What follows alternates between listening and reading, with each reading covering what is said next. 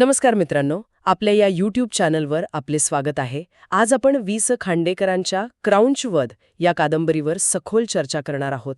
एक प्रश्न विचारावासा वाटतो, कविता कधी जन्माला येते? म्हणजे जेव्हा एखाद्या माणसाचं मन पहिल्यांदा वेदनेनं असं फाटतं आणि शब्द रक्तासारखे ओघळतात तेव्हा.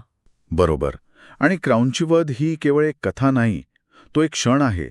अगदी तोच क्षण जिथे माणूस संपतो आणि कवी जन्माला येतो. ही एक अतिशय गंभीर, तीव्र आणि खरं सांगायचं तर आत्मा हलवून टाकणारी कादंबरी आहे. हो, आणि या कथेचा मूळ स्रोत तर रामायणातल्या एका छोट्याशा प्रसंगात आहे. कल्पना करा, घनदाट जंगल, प्रेमात रमलेली क्रौंच पक्ष्यांची एक जोडी, आणि अचानक एक बाण येतो. एकाचा मृत्यू होतो आणि दुसरा आर्त किंकाळी फोडतो. आणि याच क्षणातून असं मानलं जातं की जगातील पहिला श्लोक जन्माला आला. पण खांडेकर इथेच थांबत नाहीत. ते या घटनेच्या मुळाशी जातात आणि काही खूप महत्वाचे प्रश्न विचारतात.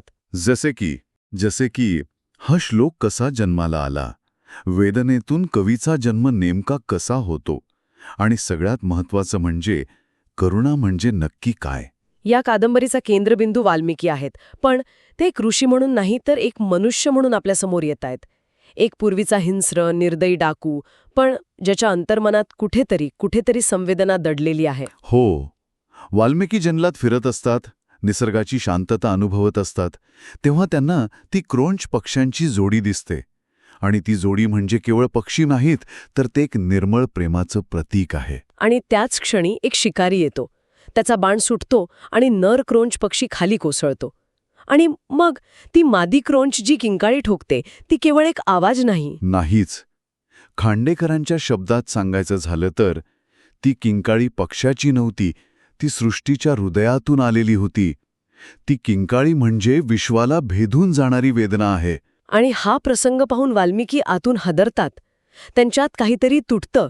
ते आयुष्यात पहिल्यांदाच दुसऱ्याचं दुःख स्वतःच्या हृदयात अनुभवतात. अगदी. आणि त्याच क्षणी त्यांच्या नकळत त्यांच्या मुखातून शब्द बाहेर पडतात. मा निषाद. तो शाप नव्हता. नाही, तो रागही नव्हता.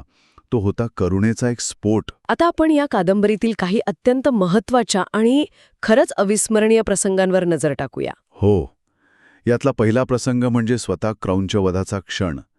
प्रेम, मृत्यू आणि निसर्ग एकाच क्षणी एकत्र कोसळतानाचं हे दृश्य मला वाटतं मराठी साहित्यातील सर्वात वेदनादायक दृश्यांपैकी एक आहे. बरोबर. आणि दुसरा क्षण म्हणजे वाल्मिकी आतून तुटण्याचा, एका डाकूचा कवी होण्याच्या दिशेने होणारा प्रवास याच एका क्षणात सुरू होतो, नाही का? अगदी. आणि तिसरा क्षण आहे पहिल्या श्लोकाचा जन्म.